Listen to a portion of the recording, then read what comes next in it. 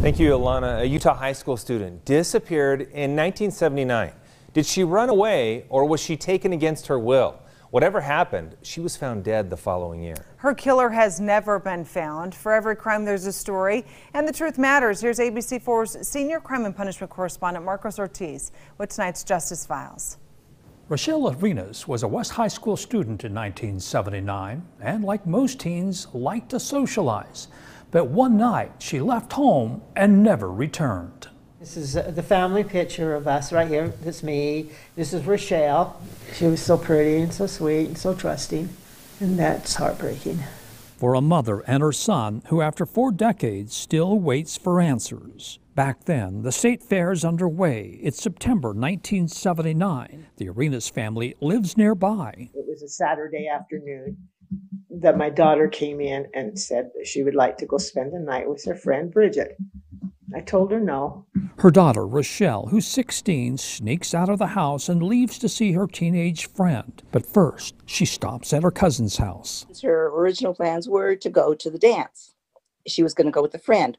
Which friend it was, I don't know. According to her cousin, the Salt Lake Terrace is celebrating Mexican independence that night, and Rachelle plans to go there. She asked me, she says, "So, are you going to the dance tonight?" But Homer has no such plans, and Rachelle eventually leaves. Had I gotten a sense of urgency or fear or something based in concern, I would have stopped and I would have listened to her and I would have just talked. But whether she actually made it to the dance or not, I don't know.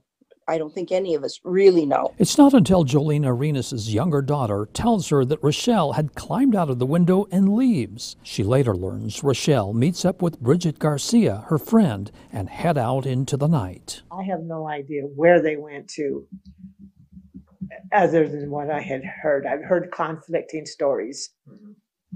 I just know that they did not come back. Bridget had returned home for apparently a week. With no sign of her daughter, Arenaz turns to Salt Lake Police and files a missing persons report. But police call her a 16-year-old runaway girl and that Rachelle had taken up with some unknown person and left town. Police do find Bridget and, when questioned, denies any knowledge of Rachelle's whereabouts. Arenaz also meets with Bridget. Well, she told me they stayed with somebody up around Liberty Park.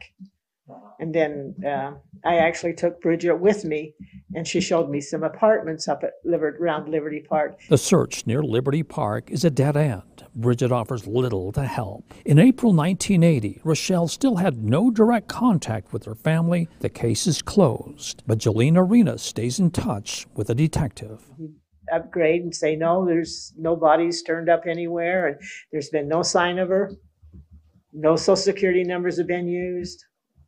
There'd been no activity, no sightings of her at all. Then in May 1980, a body's found in a drainage ditch near the Salt Lake Airport. The body's badly decomposed and the cause of death is undetermined. I turned the news on and they talked about finding the body of a young woman, and I watched them pick up a black body bag and load it on.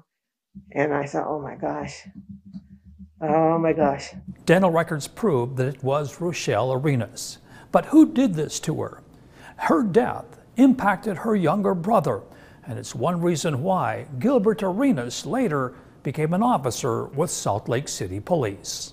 For the Justice Files, Marcos Ortiz, ABC4 News.